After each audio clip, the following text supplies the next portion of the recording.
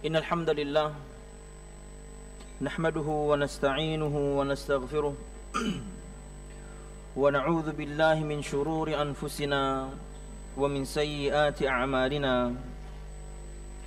من يهده الله فلا مضل له ومن يضلل فلا هادي له أشهد أن لا إله إلا الله وحده لا شريك له وأشهد أن محمدا عبده ورسوله قال الله تعالى في القرآن الكريم أعوذ بالله من الشيطان الرجيم يا أيها الذين آمنوا اتقوا الله حق تقاته ولا تموتن إلا وأنتم مسلمون يا أيها الناس اتقوا ربكم الذي خلقكم من نفس واحدة وخلق منها زوجها وبث منهما رجالا كثيرا ونساء واتقوا الله الذي تساءلون به والأرحام إن الله كان عليكم رقيبا يا أيها الذين آمنوا اتقوا الله وقولوا قولا سديدا يصلح لكم أعمالكم ويغفر لكم ذنوبكم ومن يطع الله ورسوله فقد فاز فوزا عظيما فإن أصدق الحديث كتاب الله وخير الهدي هدي محمد صلى الله عليه وسلم وشر الأمور محدثاتها فإن كل محدثة بدعة وكل بدعة ضلالة وكل ضلالة في النار أما بعد. Hadirin Bapak Ibu jamaah sekalian rahimakumullah. Alhamdulillah, segala puji dan syukur marilah kita haturkan kepada Allah Subhanahu wa taala.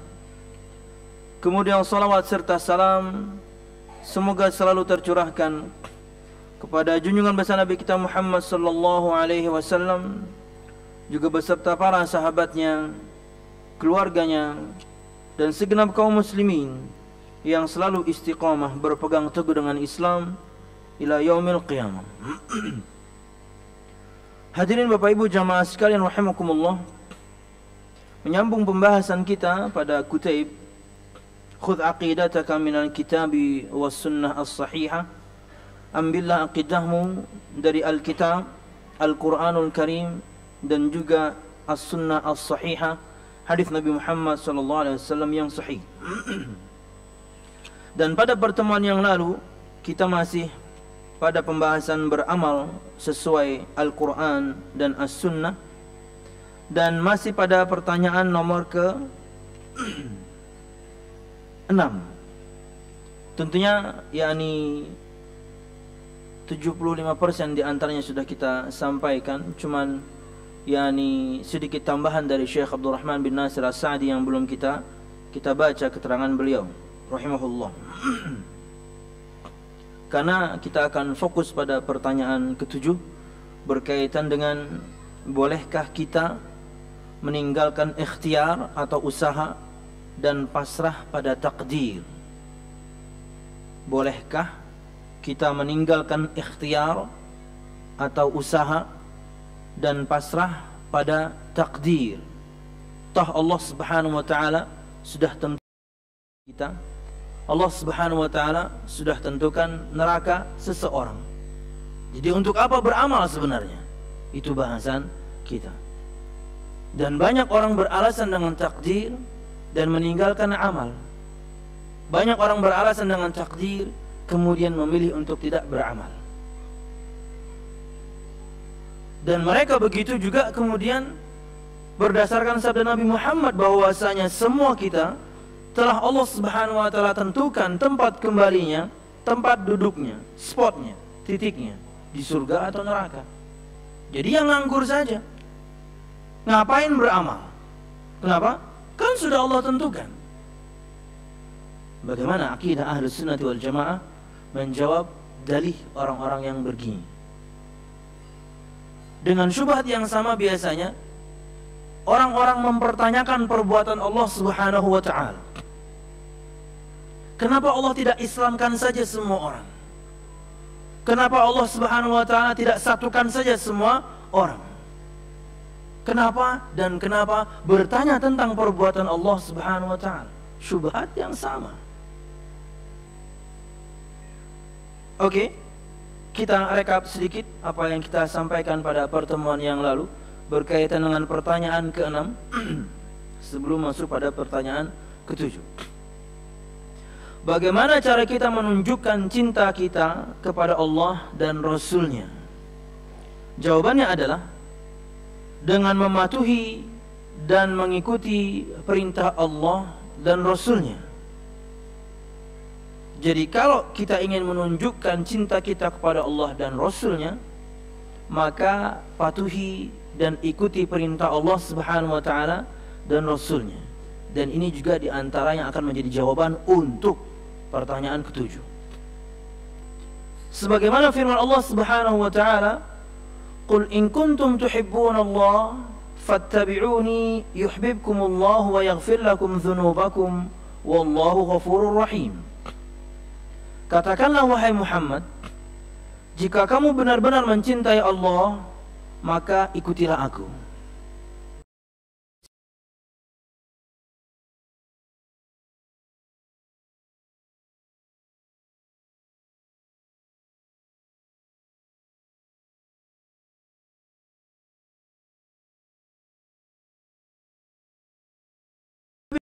Sallallahu alaihi wasallam sabda, "La yu'minu ahadukum hatta akuna ahabba ilaihi min walidihi wa waladihi wan nasi ajma'in." Tidak sempurna iman salah seorang di antara kalian hingga aku lebih dia cintai daripada ayahnya, daripada anaknya, dan daripada semua umat manusia. Kalau ingin membuktikan cinta kita kepada Allah dan Rasul-Nya, maka taati Allah Subhanahu wa taala dan Rasul-Nya. Bukan cuma kata-kata, bukan cuma zahirnya saja, bukan cuma aksesoris seseorang kemudian dia memperlihatkan dia cinta Allah dan Rasul-Nya, seperti yang ulun contohkan pada pertemuan yang lalu. Mobilnya dia stikeri cinta Allah, cinta Rasul, bajunya begitu. Mungkin dia perempuan, kemudian mata apanya nih, kalungnya tuh Allah, Rasulullah, antingnya Umar, Utsman, misal gitu ya. Ini orang mau ngapain? Ini malah melecehkan sebenarnya. Karena kesana kemari dia bawa ke WC gitu kan. Enggak lupa kan, kurang tuh nama-nama khalifah. Cincinnya Ali. Ya Allah. Jangan ya, aksesoris percuma. Kalau cuma aksesoris percuma. Taati Allah, taati Rasul-Nya, itu bukti Anda cinta kepada Allah dan Rasul-Nya. Pada pertemuan yang lalu kita membaca tafsir Syekh Abdurrahman bin Nasir As-Sa'di berkaitan dengan firman Allah surah Ali Imran ayat 31. Ulun baca cepat yang sudah ulun sampaikan, dan kita akan baca dan berikan keterangan sedikit tentang yang belum kita baca. Hadhil ayah fiha wujubu mahabbatillah. Ayat ini di dalamnya menerangkan wajibnya mencintai Allah Subhanahu wa taala.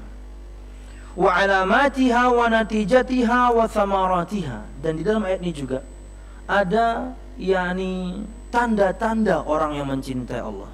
Dan di dalam ayat ini juga ada buah atau hasil dari ketika orang itu kemudian mencintai Allah Subhanahu wa taala. Faqala, kemudian Allah Subhanahu wa taala berfirman, "Qul in kuntum tuhibbunallah." Katakan wahai Muhammad kepada mereka, jika kalian mencintai Allah Subhanahu wa taala, yaitu idda'aitum hadhil martabah al-'aliyah, mengaku telah mencapai derajat yang tinggi ini. Warutbah allati laisa fawqaha rutbah, dan kalian mengaku ketika sampai derajat ini di mana tidak ada lagi derajat di atasnya. Orang kalau sudah sampai level cinta Allah, tidak ada lagi yang di atasnya. Dia sudah level paling tinggi, cinta Allah. Fala yakfi fiha mujarradud da'wa, maka tidak cukup cuma pengakuan saja, tidak cukup cuma klaim saja. Bal la budda minas sidqi fiha, akan tetapi dia harus jujur dengan cintanya kepada Allah Subhanahu wa taala. Wa alamatus sidqi ittiba'u rasulih sallallahu alaihi wasallam fi jami'i ahwalih. Dan di antara tanda jujurnya cinta dia kepada Allah Subhanahu wa taala, dia mengikuti Nabi Muhammad sallallahu alaihi wasallam fi jami' ahwalih, dalam semua kondisi Nabi Muhammad sallallahu alaihi wasallam. Fi aqwalihi wa af'alihi, dalam perkataan-perkataan Nabi Muhammad, dalam perbuatan-perbuatan Nabi Muhammad, dia ikuti semuanya.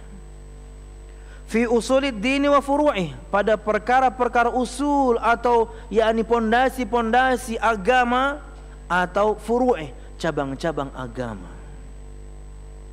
Fi zahiri wal batin, dalam perkara yang zahir seperti rukun Islam, dan juga dalam perkara yang batin seperti rukun iman, semua dia ikuti Nabi Muhammad sallallahu alaihi wasallam. Faman ittaba'a ar-rasula dalla ala sidqi da'wahu mahabbatullah ta'ala. Maka barang siapa yang mengikuti Rasul, ini menunjukkan benarnya klaim dia bahwasanya dia mencintai Allah Subhanahu wa taala. Dan pada pertemuan yang lalu kita menyebutkan ada 8 kalau nggak salah kandungan persaksian kita bahwasanya kita bersaksi Muhammad adalah Rasulullah. 1, meyakini atau mempercayai semua berita yang Nabi Muhammad bawa tanpa ragu. Sama seperti seseorang itu yakin dengan kata-kata yang keluar dari mulut dia. Tidak boleh ada ragu dari ini terhadap sabda Nabi Muhammad SAW. Sekalipun sabdanya tidak masuk akal, sekalipun sabdanya relevan dengan zaman, sekalipun mungkin tidak higienis, selama itu hadis yang sahih, sami'na wa ta'na, saya dengarkan, saya taati. Ini prinsip pertama saya, ini kandungan pertama ketika saya mengatakan saya bersaksi Muhammad Rasulullah. Saya percaya semua berita yang beliau bawa, baik itu berita tentang yang lampau atau berita yang akan datang, baik itu berita tentang umat-umat terdahulu atau berita tentang tanda-tanda akhir zaman. Sami'na wa ata'na, kami dengarkan wahai Rasul, kami taati wahai Rasul. Kenapa? Karena saya bersaksi engkau Rasulullah. 2, melakukan semua perintah beliau sallallahu alaihi wasallam berdasarkan kemampuan, bila taraddud, juga tanpa ragu. Ini ada perintah, gawi. Itu ada perintah, hadisnya sahih, gawi. Tidak perlu kemudian ada pertanyaan-pertanyaan, ini wajibkah, sunnahkah? Nah, ini kelawasan ngarannya. Ada perintah Nabi Muhammad SAW atau isyarat sebuah perintah dari Nabi Muhammad SAW, walaupun mungkin sabdanya itu berbentuk berita, tapi maknanya adalah sebuah perintah, maka sami'na wa ta'na. Itu seorang muslim sejati. Dia tidak meragukan sabda Nabi Muhammad sallallahu alaihi wasallam. 3, meninggalkan semua larangan dari beliau sallallahu alaihi wasallam, juga tanpa ragu. Ini sudah dilarang, saya tinggalkan. Itu sudah dilarang, saya tinggalkan. Emas ini dilarang untuk kami laki-laki, kami tinggalkan.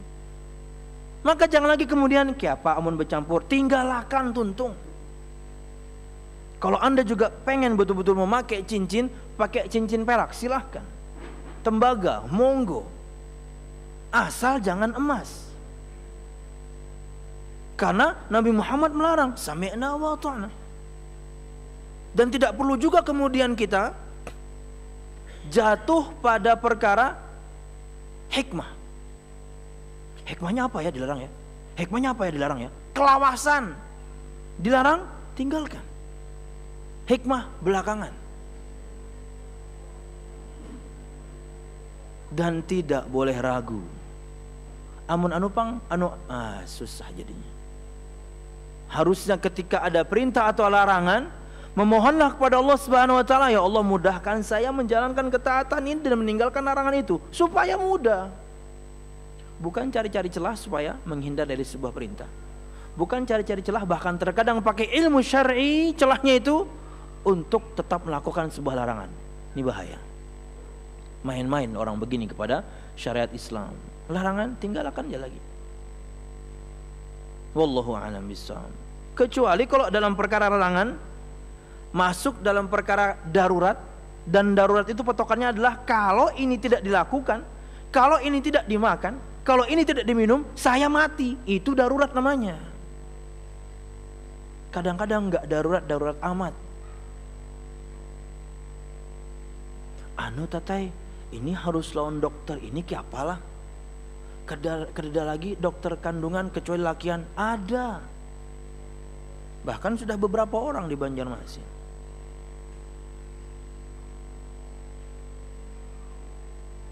Padahal perkaranya sangat darurat. Kenapa? Nih bini mau melahirkan nih. Tapi kita masih bisa melakukan sebuah usaha. Sama juga dengan makan atau minum perkara atau makanan dan minum yang diharamkan. Kalau misalnya pertimbangannya ini kalau tidak diminum saya mati, ini kalau tidak dimakan saya mati, makan, minum. Ghairu baghin wala adin, tidak berlebihan, tidak juga mengulangi, apalagi bungkus. Wah, nggak benar itu. Nyaman sekalinya daging babi inilah, bungkus aja. Makan secukupnya Anda untuk meneruskan kehidupan. Hendak merasakan buahnya tataya, wah nggak perlu. Makan buat Anda sedang di tengah hutan, tidak ada makanan, tidak ada minuman, yang warawiri cuman itu babi. Tidak ada minuman kecuali khamr misalnya. Minum, tapi jangan berlebihan. Jangan juga mengulangi. Nyaman juga sekalinya aja. Jangan. Apaan ini? Muslim macam apa ini? Wallahu a'lam bishawab. Berapa tadi sudah? 3, 4. Mengedepankan, mendahulukan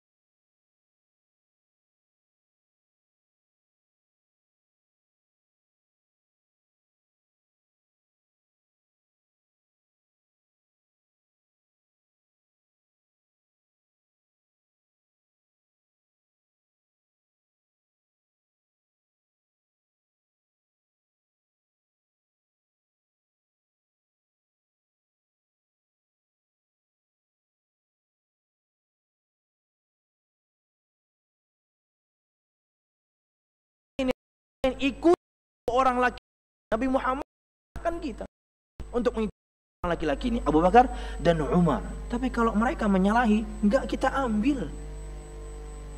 Jadi pian tinggal yakni urutkan saja siapapun orangnya, sepanjang apapun titel dia sebelum dan setelah nama dia, panjang namanya.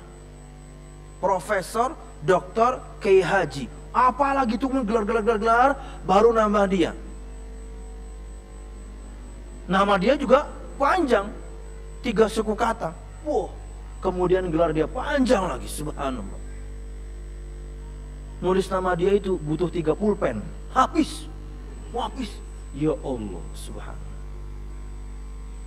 Tapi perkataan dia menyalahi sabda Nabi Muhammad, sorry, menyingkir. Apalagi perkataan orang-orang Yahudi, orang-orang Nasrani, orang-orang musyrikin seperti para filosof, seperti Aristoteles itu. Ya Allah. Kadang-kadang orang masih saja membanding-bandingkan perkataan para ahli filosof itu dan kemudian dengan firman dan sabda. Ya Allah, kenapa masih harus dibandingkan? Ini singkirkan. Ini orang-orang musyrikin, para penyembah dewa. Enggak pakai 19. Udah bubar juga grup bandnya. Wallahu a'lam bishawab. Yang kita sebutkan kemarin, di antara nama dewa yang sangat serius, namanya Dewa Cius. Namanya kan gitu-gitu ya. Artemus, nama dewa yang enggak ada usnya itu cuma Dewa Atlas doang. Sisanya tuh us semua, Olympus segala macam.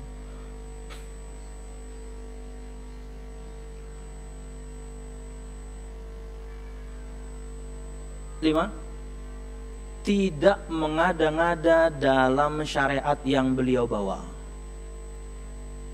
Itu kewajiban kita ketika kita bersaksi Muhammad Rasulullah. Tidak mengada-ngada terhadap syariat yang beliau bawa. Jangan modifikasi agama ini, jangan berkreasi di dalam agama ini. Cukupkan mengikuti bagaimana tuntunan Nabi Muhammad, selesai. Baik bukan ukuran. Banyak yang melakukan bukan ukuran. Benar nggak Nabi ajarkan? Dan ketika berkaitan dengan sebuah ibadah, maka tanyalah dalil atau contohnya. Tapi kalau berkaitan dengan di luar ibadah, maka tunggu larangannya. Tapi jangan dibalik. Berkaitan dengan ibadah, kerja juga kalau larangannya. Nah, ini ngalih orang kayak ini. Maka Anda minta ke dia, sebutkan larangan-larangan perkara-perkara berikut. Salat subuh 3 rakaat, sama mana larangannya? Zikir setelah salat subhanallah alhamdulillah Allahu akbar masing-masing 1000 kali, mana larangannya?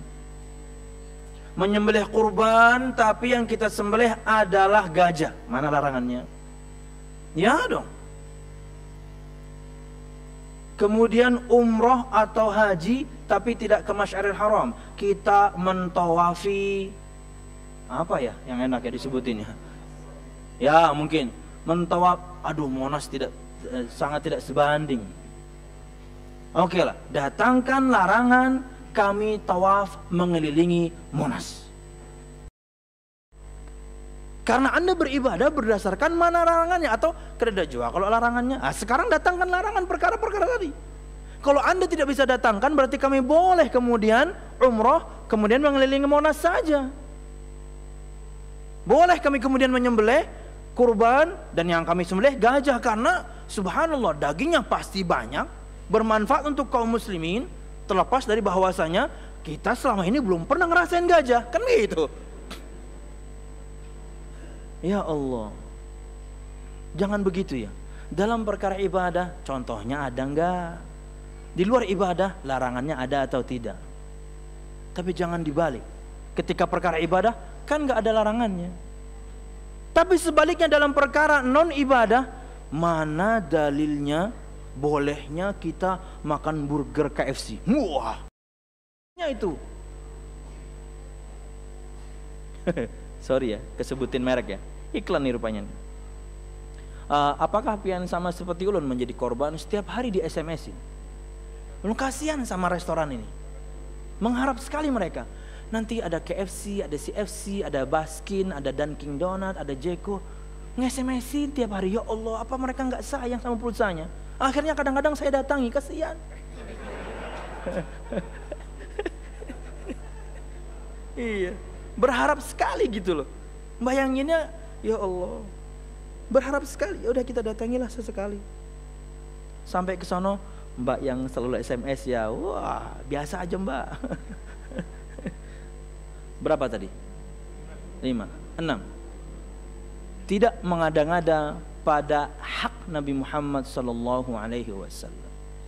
Hak beliau dihormati, dicintai. Di antara hak beliau juga dan kondisi atau posisi beliau hamba Allah dan Rasulnya. Maka jangan angkat Nabi Muhammad di atas level itu.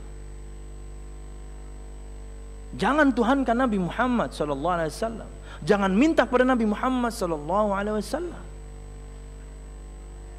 Jangan mengada-ngada pada perkara hak beliau. Beliau hamba Allah, Rasulnya. Jangan berlebihan, na'udzubillah, jangan juga mengurangi. Wallahu a'lam bishawab. Berapa? 7 sekarang? 7. Siapa yang nyatet ya? Lupa saya 7.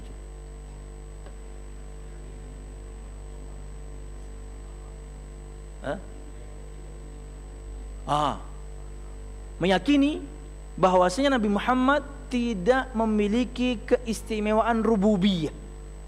Apa itu?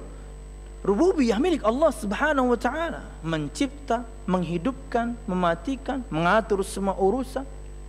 Raja di raja. Nabi Muhammad enggak punya itu.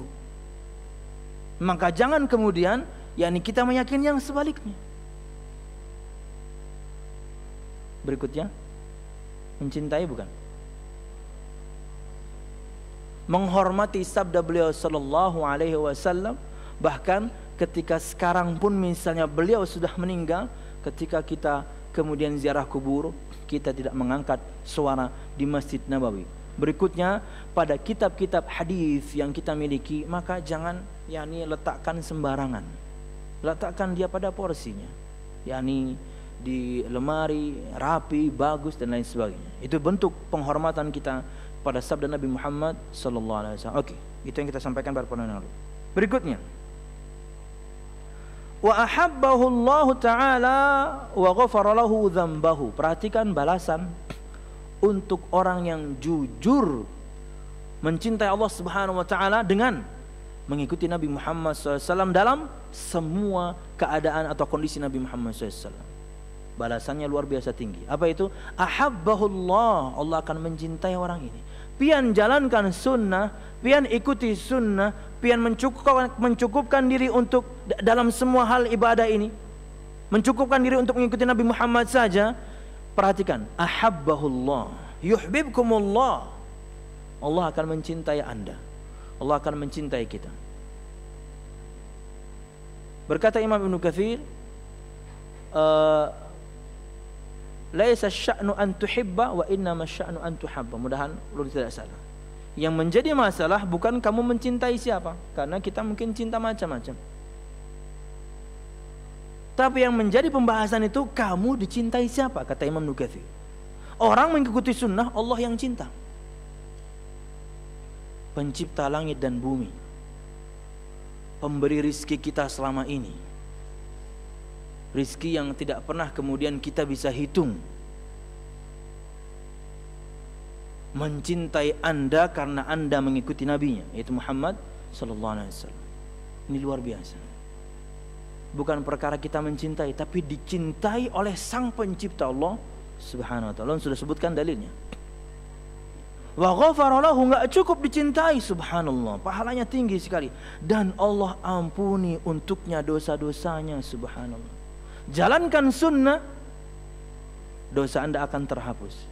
Tegakkan sunnah, dosa Anda akan terhapus, subhanallah.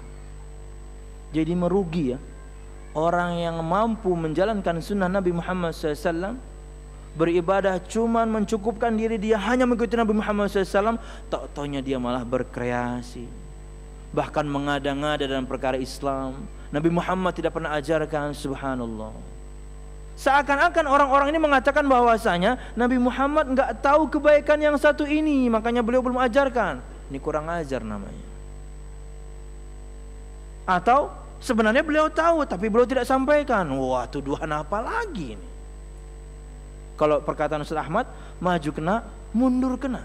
Anda katakan Nabi Muhammad tahu kebaikan itu, berarti Anda katakan Nabi Muhammad berkhianat karena beliau tidak sampaikan ke kita dari ibadah-ibadah Anda yang tidak ada contohnya. Kalau Anda katakan tidak tahu, subhanallah, Anda katakan Nabi Muhammad tidak tahu kebaikan. Maju kena, mundur kena. Setan kredit dan apa-apa itu judul itu ya, judul Warkop DKI itu ya.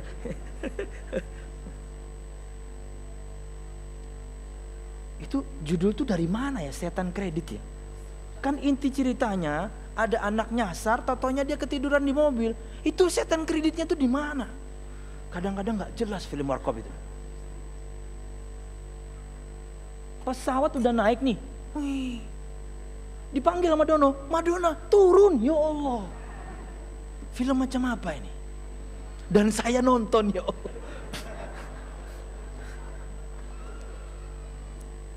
Oke, kita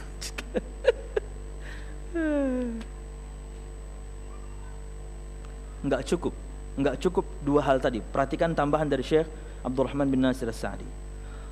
Wa rahimahu wa saddadahu fi jami'i harakatihi wa sakanatihi. Nih, orang yang mencintai Allah dan jujur cintanya kepada Allah dengan mengikuti Nabi Muhammad SAW. Satu, Allah cintai. Dua, Allah ampuni dosanya. Allah rahmati dia. Wasaddada fi jami'i harakatihi wa sakanatihi. Allah akan luruskan, Allah akan benarkan semua gerak-gerik dia. Bayangin Pak, Allah akan selalu arahkan Anda ketika ingin bermaksiat, Allah pasti gagalkan. Anda ingin melakukan sebuah kebaikan, mulus. Itu bentuk tasdid dari Allah.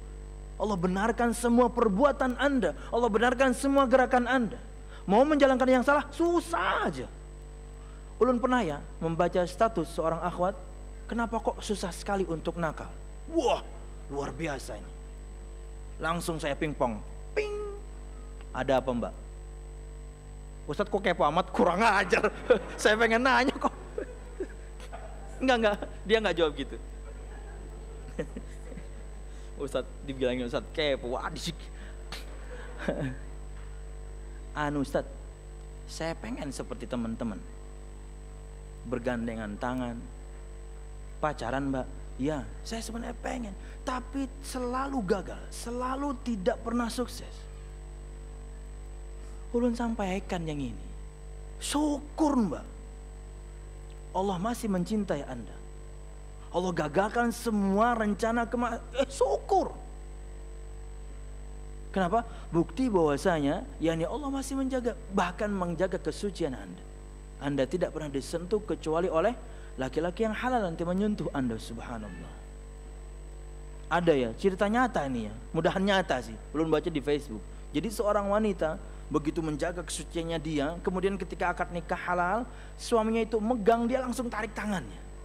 Padahal sudah halal.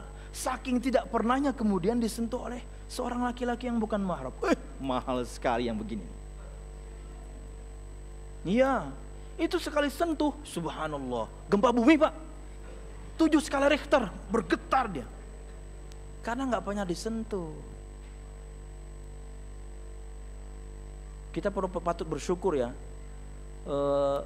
Vibration atau getar pada handphone itu rendah. Coba getarannya 1 skala Richter. Sebelum mengangkat telepon gempa bumi. Ada yang nelpon Yazid nih. Halo. Tapi kalau misalnya sudah dipegang terus, bahkan lebih dari dipegang, malam pertama hambar pak. Kenapa? Sudah semua dari ujung rambut sampai ujung kaki. Apa istimewanya kamu malam ini? Iya kan? Nggak ada getaran lagi. Iya, tidak ada getar-getar cinta, cie. Azan dulu. Makin ngawur nih. Alhamdulillah. Assalamu ala Rasulillah wa ba'd. Kita cukupkan pembacaan tafsir As-Sa'di berkaitan dengan Ali Imran 31.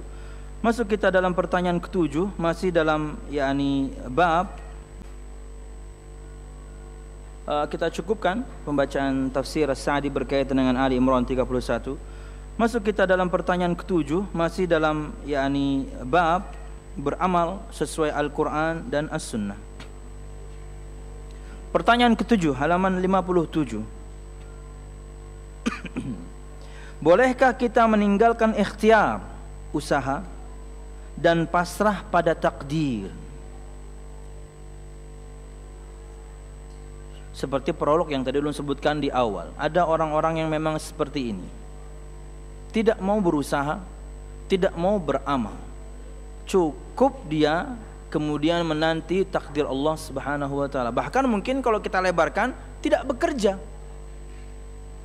Ya, Rabu yang lalu ada pertanyaan dari kalangan ibu-ibu, ada ini yakni seorang bapak-bapak mengatakan kepada anaknya, aku kada begawi jagin kau aja makan.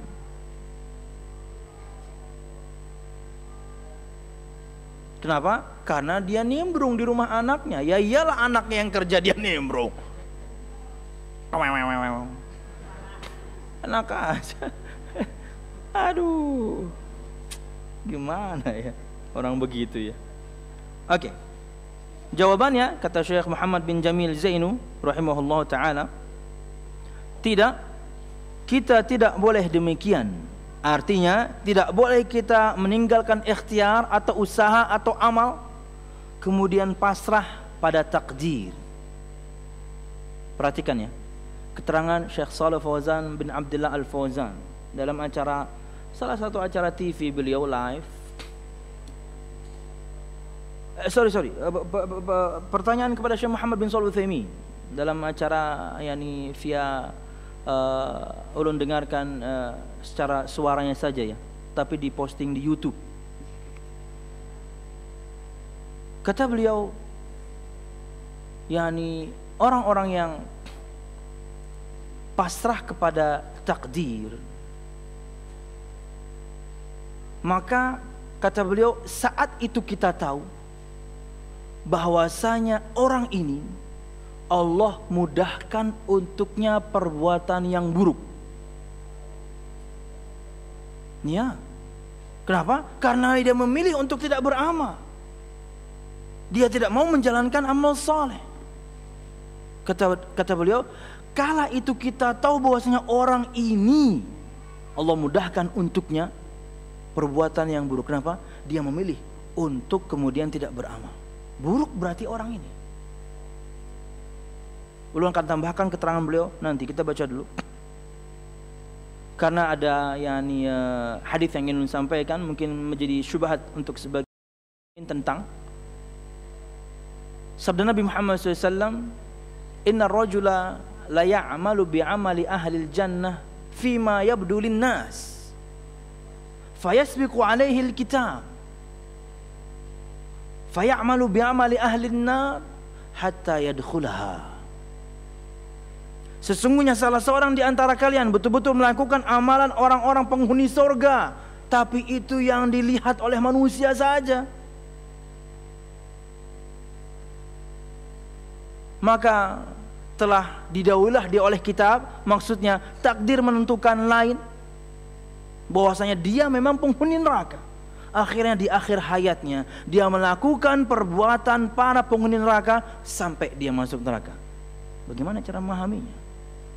Ini akan jadi dalil yang kuat untuk orang-orang yang ngapain beramal kalau Allah tentukan kita neraka, akhir hayat kita buruk juga.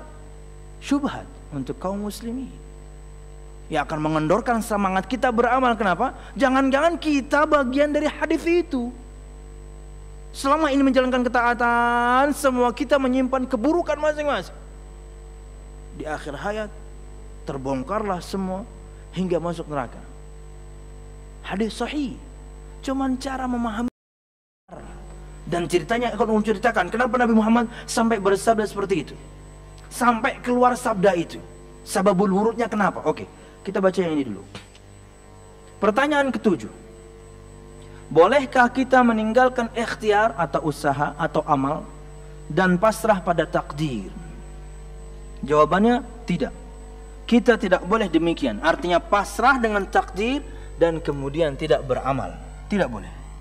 Allah Subhanahu wa taala berfirman, "Fa amma man a'ta wattaqa wa saddaqa bil husna fasanuyassiruhu lil yusra."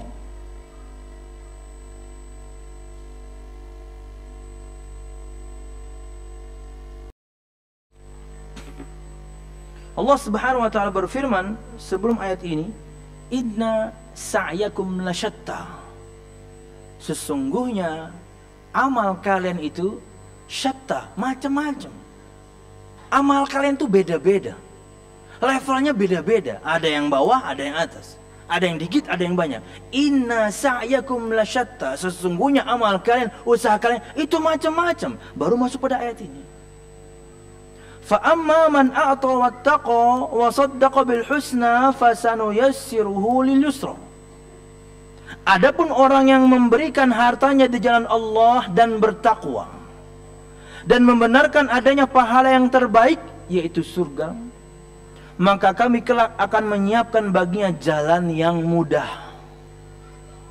Perhatikan tafsiran singkat dari Syekh Abdurrahman bin Nasir As-Sa'di. Fa amma man a'ta, dan barang siapa yang menginfakkan atau memberi. Berkaitan kata beliau ma umira bihi min al-ibadatil maliyah kaz-zakawati wal kaffarati wan nafaqat was sadaqat wal infaq fi wujuhil khair. Barang siapa yang memberi, atau itu memberi. Memberi apa? Memberikan hartanya. Kata Syekh, dalam semua perkara yang berkaitan dengan ibadah, baik itu zakat, berkaitan dengan harta ya, berkaitan dengan zakat, atau kafarah, kita harus bayar, atau nafkah, kita harus nafkahi anak istri dan mungkin semua orang yang kita tanggung, atau sedekah dan juga infak dalam perbuatan baik. Artinya betul-betul ikut tuntunan. Orang-orang yang menginfakkan hartanya di jalan Allah, baik itu yang wajib ataupun sunnah, zakat dia keluarkan, infak wajib untuk anak istri dia keluarkan. Ada lebih hartanya, kemudian dia bersedekah, dia lakukan. Barang siapa yang melakukan hal begini, Faman a'ta fa amma man a'ta wattaqa ma naha anhu minal muharramat wal ma'asi. Dan orang yang kemudian menjauhkan dirinya. Di sini disebutkan bertakwa ya. Arti takwa adalah menjadikan antara diri kita dan neraka Allah Subhanahu wa taala hijab, batasan, tameng.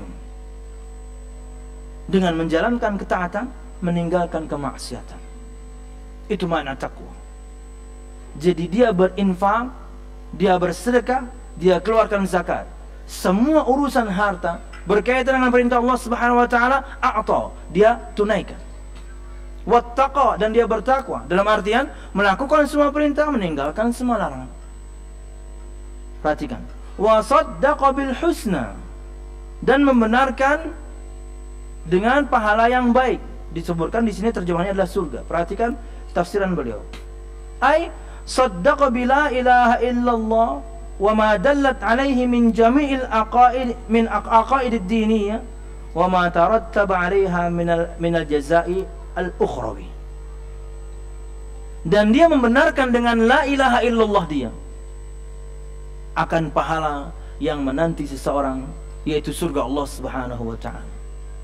Fasanuyassiruhu lil yusra, maka kami akan menyiapkan baginya jalan yang mudah. Perhatikan terjemahannya. Ay nusahhilu alaihi amrahu wa naj'alahu muyassaran lahu kull khair. Kami akan mudahkan untuknya semua perkara dia, dan kami akan jadikan semua perkara dia itu mudah untuk melakukan semua kebaikan. Muyassaran lahu taraka kulli syarrin. Dan kami juga akan mudahkan untuk dia meninggalkan semua perkara yang buruk. Li'annahu ata bi asbabit taisir, karena dia datang, karena dia melakukan sebab-sebab untuk melakukannya ini dengan mudah. Kenapa? Dia bertakwa. Dia taat sama Allah, itu sebab dimudahkannya semua urusan dia. Yang baik Allah mudahkan, yang buruk Allah mudahkan untuk meninggalkan. Jamaah sekalian rahimakumullah, perhatikan sabda Nabi Muhammad SAW, i'malu fakullun muyassarun lima khuliqalahu. Belum akan balik nanti ke ayat. Baca sabda ini dulu. Berusahalah, beramallah, atau lakukanlah amal saleh.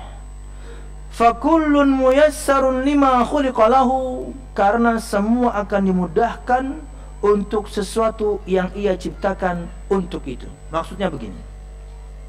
Nabi Muhammad bersabda di hadis yang sempurna, tidak potongan seperti ini. Ma minkum min ahadin illa waqad kutiba maq'aduhu minal jannah aw minan nar. Tidak ada seorang pun di antara kalian kecuali Allah sudah tuliskan, Allah sudah tentukan tempatnya, baik itu di surga atau neraka. Kemudian para sahabat berkata, afala nattakilu ya Rasulullah? Wahai Rasulullah, kalau begitu apakah kita nganggur saja? Karena Allah sudah tentukan surga seseorang, Allah sudah tentukan neraka seseorang. Kalau gitu kita nganggur saja, tidak usah beramal, ittikal. Baru beliau bersabda ini, i'malu fakullun muyassar lima khuliqalahu. Beramallah, berusahalah, karena semuanya Allah akan mudahkan. Orang yang bertakwa, Allah akan mudahkan semua urusannya. Untuk melakukan kebaikan mudah, untuk meninggalkan keburukan mudah. Kenapa? Karena takwa. Dan juga ada tambahan tadi, yakni betul-betul menunaikan kewajiban berkaitan dengan harta. Jamaah sekalian rahimakumullah, kenapa orang yang kemudian mendapatkan kemudahan di dunia dalam semua urusannya, itu karena dia melakukan sebab-sebab supaya itu dimudahkan. Ini yang harus dilakukan oleh kita semuanya. Lakukan sebab itu. Kalau misalnya ada seorang mengatakan bahwasanya, yakni saya tidak beramal, toh Allah Subhanahu wa taala sudah tentukan takdir. Pertanyaan pertama, apa Anda tahu takdir Anda? Enggak kan? Kita itu kalau nggak celaka nanti di akhirat, ya bahagia. Apa Anda tahu Anda akan celaka? Enggak. Anda tidak tahu Anda akan celaka. Kenapa kemudian Anda tidak mau beramal? Kenapa kemudian Anda tidak beramal, melakukan sebab-sebab supaya Anda menjadi bahagia nanti? Karena kamu kan nggak tahu ke surga atau neraka. Allah memang sudah tentukan surga neraka seorang, tapi kan kita nggak tahu. Yang kita tahu Allah perintahkan sesuatu, yang kita tahu Nabi perintahkan sesuatu, Allah larang sesuatu, Nabi larang sesuatu, saya taati, saya tinggalkan. Itu yang kita tahu, kita lakukan sebab supaya nanti bahagia. Kata Syekh Shalih Fauzan bin Abdullah Al-Fauzan, Syekh Muhammad bin Shalih Al-Utsaimin, kepada orang yang sama seperti ini, yang kemudian tidak mau beramal, pasrah kepada takdir, toh Allah Subhanahu wa Ta'ala sudah tentukan surga dan neraka kita. Pertanyaan kedua, yang tadi kan dia sudah nggak bisa jawab. Yang kedua, kalau misalnya diceritakan kepada Anda, ada sebuah negeri yang elok, sebuah negeri yang indah, di mana di dalamnya banyak kenikmatan. Kedua, ada negeri yang hancur-hancuran, buru-buru dapat nikmat, sengsara di dalamnya. Pertanyaan Syekh Muhammad bin Shalih Al-Utsaimin, Anda pilih mana? Diam kan? Tanya lagi, apakah Anda akan memilih negeri yang bobrok, negeri yang hancur? Enggak kan? Tidak. Orang berakal pasti memilih negeri yang baik. Kalau dia memilih dan sampai ke negeri itu mendapatkan semua nikmat, katakanlah, Allah takdirkan saya di sini karena saya melakukan semua sebab, saya memilih ini. Dia melakukan sebab-sebab itu. Dia lakukan safar untuk ke negeri yang indah itu. Kata beliau, apa bedanya dengan surga dan neraka? Allah sudah tentukan, Allah sudah terangkan surga dan neraka. Lakukan sebab-sebab untuk memasukinya, yaitu surga Allah Subhanahu wa Ta'ala. Bukan malah tidak beramal. Bukan malah tidak beramal. Lakukan sebab-sebab supaya kita mencapai ke negeri yang indah itu. Karena Anda tidak tahu ke negeri mana sebelumnya. Ya, kita tidak tahu apa yang Allah Subhanahu wa Ta'ala sudah tuliskan, apa yang Allah Subhanahu wa Ta'ala sudah takdirkan. Yang kita tahu ada sebab untuk mencapai itu. Sama juga dengan rizki, ya. Sama juga dengan rizki. Allah sudah tentukan rizki kita sejak Allah ciptakan, yakni pena itu, dan dia menuliskan semuanya. Bahkan ketika itu Allah tuliskan ulang, penetapan ulang ketika janin berumur 120 hari. Ketika roh ditiupkan, kutiba rizquhu wa ajaluhu wa amaluhu wa syaqiyyun aw sa'id, dituliskanlah rizkinya, amalnya, kemudian ajalnya, dan bahagia atau celaka. Tapi kan kita tidak tahu ketentuan ini, Pak. Yang kita tahu bahwasanya ada sebab-sebab supaya rizki ini bisa datang. Satu, beramal, dagang, jualan, kerja, itu sebab rizki datang. Atau telepon yang datang Rizki Hairani. Dua, sambung tali silaturahim, rizki datang. Tiga, takwa, rizki datang. Kita cuma tahu sebab-sebab yang diajarkan Nabi Muhammad. Kita cuma tahu sebab-sebab yang Allah ajarkan. Maka ini kita praktekkan, rizki datang. Kalau kemudian diam di rumah saja, oke, rizki akan datang. Tapi pada waktunya rizki Anda sempurna, mati Anda. Karena memang kata Nabi Muhammad, Allah telah malaikat Jibril telah meniupkan wahyu Allah ke relung hatiku bahwasanya satu jiwa tidak akan mati sampai rizkinya sempurna. Tapi perhatikan, Nabi Muhammad memerintahkan fattaqullah wa ajmilu fit talab, maka bertakwalah kepada Allah dan percantik cara kalian mengais rezeki Allah Subhanahu wa Ta'ala. Nabi perintahkan kita beramal. Kalau Anda cuma diam, Anda berita mengingkari perintah Nabi Muhammad SAW. Akan datang rezeki, iya, tapi pada waktunya. Contoh yang Bapak tadi misalnya, anaknya berhenti, nggak punya kerjaan, ente juga nggak punya makanan. Selama ini Anda mendapatkan makanan dan tempat tinggal karena dia tampung kan. Begitu murahnya Allah Subhanahu wa Ta'ala, Anda nggak beramal pun Allah kasih. Tapi pada saatnya nanti akan habis. Dan kita tidak tahu kapannya. Tapi ingat, perintah Nabi Muhammad sudah jelas, kita beramal, kita kais rezeki Allah Subhanahu wa taala. Kita beramal, kita akan mendapatkan surga Allah Subhanahu wa taala. Syubhat hadis yang tadi, bukan syubhat sebenarnya. Hadis sahih, cuman cara pemahaman yang salah akan menjadikan syubhat. Kata Nabi Muhammad SAW, dan sesungguhnya seorang laki-laki mengamalkan amalan penghuni surga, fima yabdu linnas, yang dipandang manusia begitu, woi taat beribadah, semuanya baik pokoknya, yang dilihat oleh manusia. Fayasbiqu alaihi alkitab, maka kitab Allah, ketentuan Allah, takdir Allah sudah melampaui dia. Maksudnya Allah sudah tentukan dia hal yang lain. Akhirnya di akhir hayatnya dia melakukan perbuatan ahli neraka sampai memasukinya. Hadirin jamaah sekalian rahimakumullah, ingatkan ulun bahwasanya ada perkataan Ibnu Abbas, bagaimana Ibnu Mas'ud, bagaimana cara memahami ini. Tapi sebelumnya ceritanya dulu. Kala mungkin semua pian tahu ceritanya tentang seseorang yang berperang luar biasa, yakni bagus, dia bunuh semua orang kafir. Wah, oke. Kemudian ada seorang sahabat bertanya, wahai Rasul, fulan luar biasa ini. Kata Nabi Muhammad, dia penghuni neraka. Kata sahabat ini, la alzimanna, saya akan iltizam sama dia, saya akan ikuti orang ini. Kenapa kok Nabi Muhammad katakan dia penghuni neraka? Lawang perangnya aja begini, wah, subhanallah, dia bunuhi semua. Peluru dia hindari, wah, ini metrik ya, bukan? Ini pakai pedang. Tak taunya di akhir peperangan dia terkena panah. Panah beneran pak, bukan panah cinta bu, panah beneran.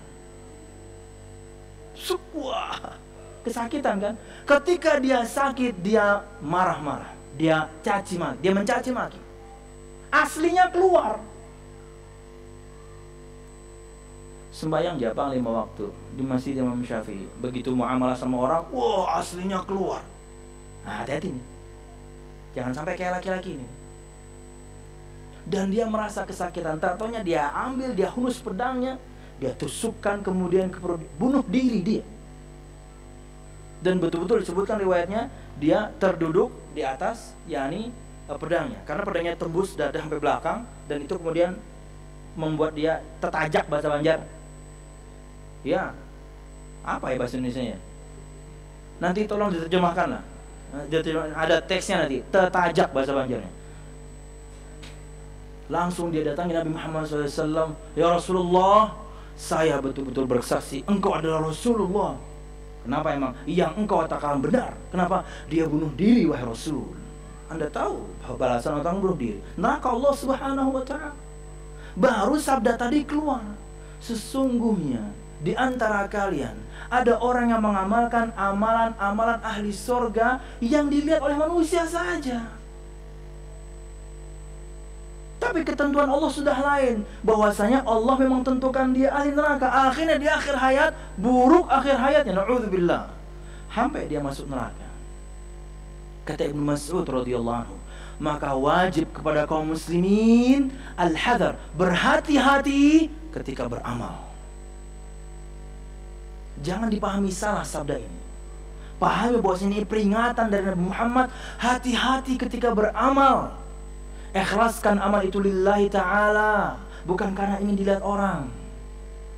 Ikhlaskan amal itu lillahi ta'ala, bukan karena kemudian banyak orang. Itu pesannya sebenarnya. Untuk apa kemudian selama ini kita memperlihatkan amal baik, tapi untuk dilihat orang, untuk dibicarakan orang, percuma Pak. Asli kita nanti akan keluar, dan di atas itulah kita meninggal, na'udzubillah. Itu peringatan. Tapi ingat, kita tidak tahu ketentuan Allah itu. Yang kita tahu, kita punya kemauan, kita punya kemampuan untuk mentaati perintah Allah dan meninggalkan larangan Allah. Kita tahu kita punya kemauan, kita punya kemampuan untuk mentaati Nabi Muhammad dan meninggalkan larangan Nabi Muhammad. Itu kita harus beramal, bukan kemudian itikal atau nganggur. Ya sudahlah, yang penting kan Allah sudah tentukan surga atau neraka. Nggak bisa. Perkataan Syekh Muhammad bin Shalih Al-Utsaimin itu dahsyat sekali. Orang yang ngomong seperti itu bahwasanya saya tidak perlu beramal karena Allah sudah tentukan. Kala itu kita tahu bahwasanya orang ini adalah orang yang akan celaka. Kenapa? Karena dia memilih untuk tidak taat. Karena dia memilih untuk tidak taat. Kewajiban kita mengingatkan. Makanya hadis itu, pahamilah hadis itu dengan pemahaman ulama para salafus saleh.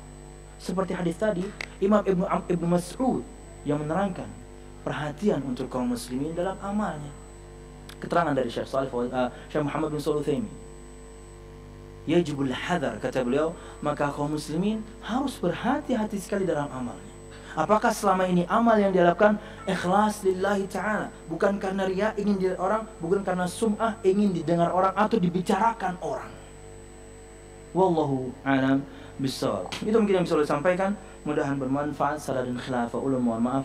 Mudahan semua kita dengan keinginan atau kemauan yang kita miliki dan kemampuan yang juga kita miliki, kita mau dan mampu untuk memilih mentaati Allah Subhanahu wa taala dan menjauhi maksiat Allah Subhanahu wa taala. Ingat hadirin, yang bertakwa kepada Allah, Allah akan mudahkan selalu untuk dia semua jalan kebaikan. Dan Allah akan mudahkan untuk dia meninggalkan semua keburukan. Ingat, yakni kuncinya adalah takwa. Wallahu a'lam bishawab. Dan terjawab memberi ya. A'ata, memberi.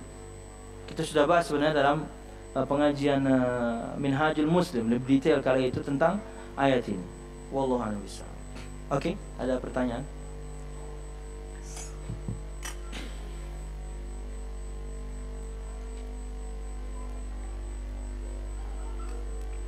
Ya. Barakallahu fiik Ustaz. Waalaikumsalam. Titipan pertanyaan. Silakan. Ada seorang yang terbiasa memberi sesajen kepada binatang gaib, buaya, benda keramat atau keris, dan sudah lama tidak memberi sesajen kepada benda atau binatang tersebut. Orang ini jatuh sakit dan terkadang mengalami kerasukan. Yang jadi pertanyaan, apakah sakit ini ajab dari Allah atas perbuatannya? Jazakallahu khair. Ya, oke. Bersabda Nabi Muhammad SAW, yakni bahwasanya fima makna ya, hatta asyauq yashukuha, sampai misalnya seorang itu terinjak duri sekalipun dan tidak sengaja, itu bagian dari kafarah, itu bagian dari penghapusan dosa. Dan sangat mungkin misalnya orang ini Allah ingatkan dengan sakit yang dia alami, bahwasanya selama ini perbuatan Anda salah, bahwasanya praktek Anda selama ini salah. Dan ingat hadirin, kaidah dari para ulama akidah, ketika kita menginginkan sesuatu tapi kemudian caranya salah dengan menyekutukan Allah Subhanahu wa taala, kata para ulama, di antaranya perkataan Syekh Shalih Fauzan bin Abdul Al-Fauzan, umila binaqidi qasdi, dia akan dimuamalahi oleh Allah Subhanahu wa taala dengan sebalik yang dia inginkan. Mungkin dengan contoh akan lebih jelas. Nabi Muhammad pernah melihat di lengan seorang laki-laki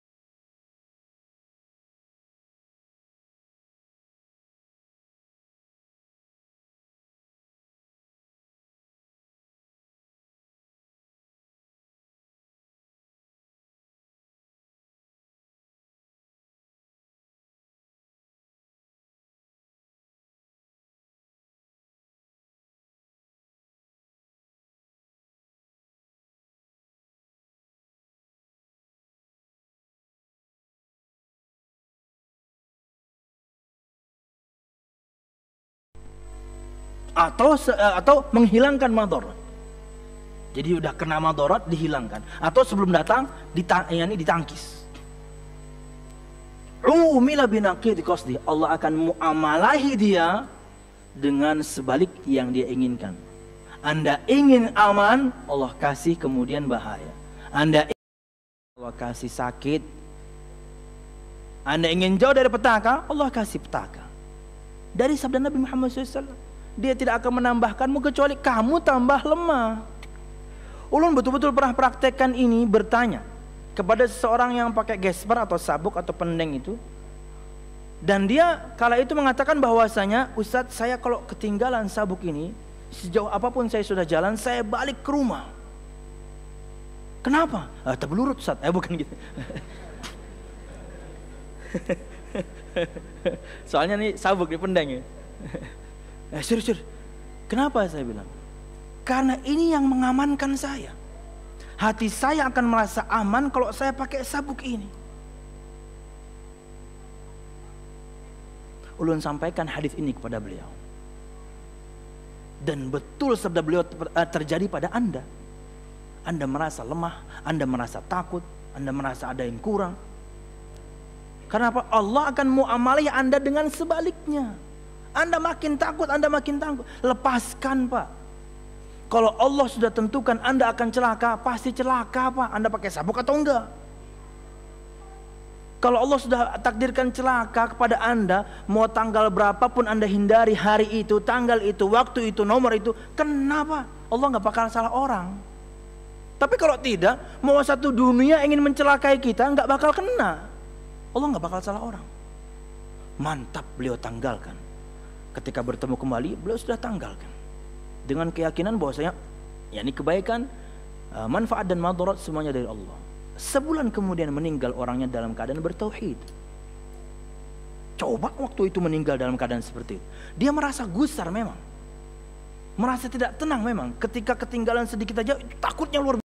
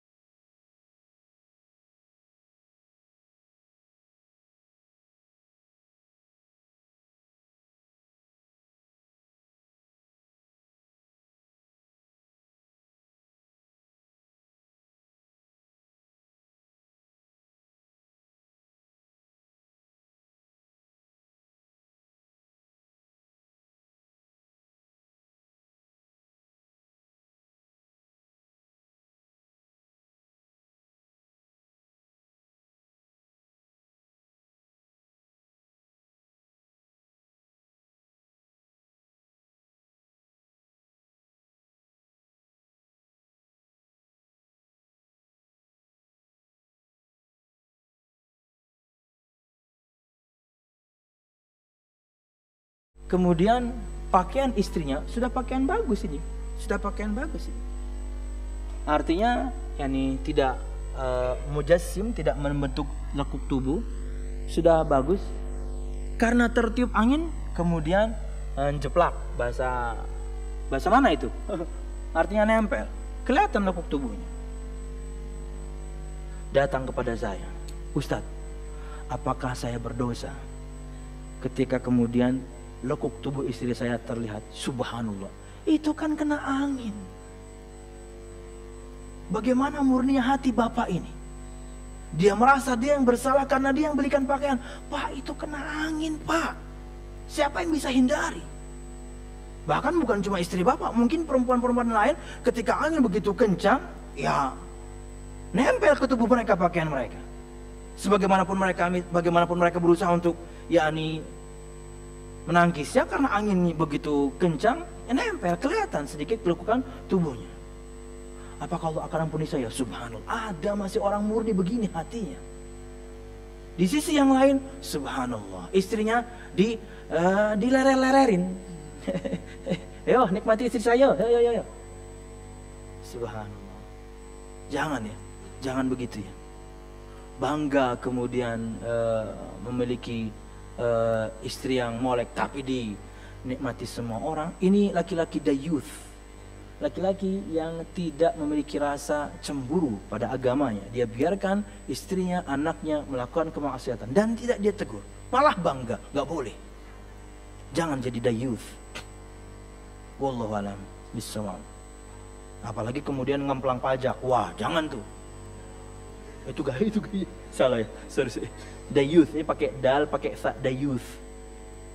Laki-laki yang tidak punya rasa cemburu, membiarkan anggota keluarganya bermaksiat. Ustadz, ada lagi pertanyaan nih, syubhat tentang yang seperti ini. Ketika seorang istri atau seorang anak kemudian tidak mentaati Allah Subhanahu wa taala, apakah bapaknya, apakah suaminya kemudian yang menanggung dosa? Enggak. Kalau si suami sudah nasihati istrinya, kalau si bapak sudah nasihati anaknya, tidak ada dosa yang ditanggung. Masing-masing menanggung dosanya sendiri-sendiri, apalagi sudah tegak kepadanya hujjah. Jangan kemudian timpakan dosa, kemaksiatan yang Anda lakukan kepada suami, padahal suami sudah nasihati Anda. Kepada orang tua, padahal orang tua sudah nasihati Anda. Semua mereka sudah berlepas diri karena mereka sudah memberikan nasihat. Nak, tutup aurat ya nak, pakai jilbab ya nak, ding. Sudah nasihat masuk. Hujah sudah tegak, Anda yang memilih untuk tidak taat. Wallahu a'lam bishawab. Wallahu a'lam bishawab. Mungkin kurang lebih seperti itu. Mudahan itu bagian dari kafarah ya. Allah tegur dia dengan sakit. Dan kala itulah kemudian kalau ada yang bisa mendakwahi, kala itu momen yang tepat sebenarnya, selama beliau masih sadar bahwasanya praktek selama ini adalah kezaliman kepada Allah Subhanahu wa taala. Bayangkan, Allah yang ngasih kita rezeki, ngasih kita kesehatan, ngasih kita semuanya sejak dalam rahim, kok kemudian kita durhaka kepada Allah Subhanahu wa taala. Wallahu a'lam bishawab. Ya. Yang lain? Soal syubhat tadi insyaallah sampai ya pemahamannya. Jangan salah paham berkaitan dengan hadis yang tadi. Yang perlu kita pahami bahwasanya kita harus berhati-hati ketika beramal betul-betul ikhlas. Karena bisa jadi yang tadi bunuh diri, dia itu untuk dilihat orang. Dia berjuang, Pak, berjuangnya bukan sekedar berdakwah atau tulisan, di medan perang. Orang mati syahid itu bahkan tidak ditanya di kuburannya. Kata Nabi Muhammad, cukuplah kilatan pedang itu sebagai saksi dia. Gak perlu lagi ditanya siapa Tuhanmu, apa agamamu, siapa Nabimu. Gak perlu. Kenapa? Dia mati karena agamanya. Itu kenapa orang mati syahid tidak ditanya di dalam kuburannya. Kenapa? Dia mati karena Islam. Masih ditanya agama ente apa? Enggak ditanya dia. Orang ini melakukan itu, berjuang di jalan Allah. Dan bukan peperangan yang kemudian dibalik tembok, betul-betul peperangan, pertemuan face to face. Tapi tok-toknya supaya ingin disebut bahwasanya dia pemberani, supaya ingin disebut dia hebat dan lain sebagainya. Hati-hati. Orang yang dermawan juga, ketika Anda berinfak tapi kalau ingin dipuji, hancur percuma. Orang yang dengan Al-Quran juga, dengan ngaji Anda, dengan hafalan Anda, dengan suara Anda, tapi ingin pujian, percuma, habis. Orang-orang merugi. Dan praktekkan di amal-amal yang lain. Dan ini para ustaz, apakah selama ini ketika berceramah pengen supaya didengar orang? Kata Ustaz Firanda, ada riak terselubung dari para ustaz. Mbah Tuntung ceramah, Zid, bagus loh tadi lo, oh mantap tuh tadi. Tapi kalau misalnya Zid kayak apa tadi, biasa aja tadi, langsung marah dia. Karena jadi udah traktirnya mah. Berarti tadi ceramahnya pengen memang dapat pujian. Riak terselubung. Atau misalnya ketika sudah pulang ke Banjarmasin, dia tadinya misalnya ke luar kota, dia telepon takmirnya. Gimana para jamaah suka? Wih, Ustadz, Masya Allah, suka ya? Enggak, Tat. Wah, Masya Allah, tentunya enggak, Tat, katanya. Masya Allah, Tat, wah semuanya suka, mereka ingin undang antum lagi, macam-macam. Wah, berbunga-bunga. Ya, haram itu, riba. Enggak, maksudnya seperti ini seperti ada taman tumbuh di sini. Wah, langsung bulunya keluar. Senang sekali. Kenapa? Karena dipuji. Wah, ini ujian. Wallahu a'lam bishawab. Tadi taraweh gimana suara saya? Tat, bagus ya? Tidak bisa diungkapkan dengan kata-kata, Tat. Berarti bagus kan? Enggak bisa, Tat. Berarti bagus kan? Udah dibilangin enggak bisa. Ya Allah, saking bagusnya. Ya Allah, itu berbunga-bunga. Ya, banyak sekali ribanya. Tapi kalau misalnya ada orang yang jujur gitu ya, biasa aja, Tat aja. Ada yang lebih bagus lagi, wah itu hancur sekali. Cari jarum pentul dia. Buat apa? Tusuk-tusuk. Karena kalau pisau mati, yang jarum pentulnya, aduh sakitnya. Sakitnya tuh di Sydney, jauh, Australia. Ya Allah, sini. Oke, yang lain sudah tidak ada. Mudah-mudahan bermanfaat. Ini akidah ya, perkara yang luas. Tapi malam kemarin itu fokus tentang yakni tauhid. Maka yakni mudahan semua kita bisa ambil faedahnya, bahwasanya dalam kehidupan dunia kita punya pilihan, kita punya kemampuan, dan dengan dua hal tadi, yuk kita memilih untuk taat kepada Allah Subhanahu wa ta'ala. Wallahu a'lam bishawab. Itu mungkin yang bisa saya sampaikan. Mudahan bermanfaat. Salah dan khilaf, ulun mohon maaf. Mudahan kajian kita diberkahi Allah Subhanahu wa ta'ala. Amin ya rabbal alamin. Subhanakallah bihamdika asyhadu an la ilaha illa anta astaghfiruka wa atubu ilaik. Assalamualaikum warahmatullahi wabarakatuh.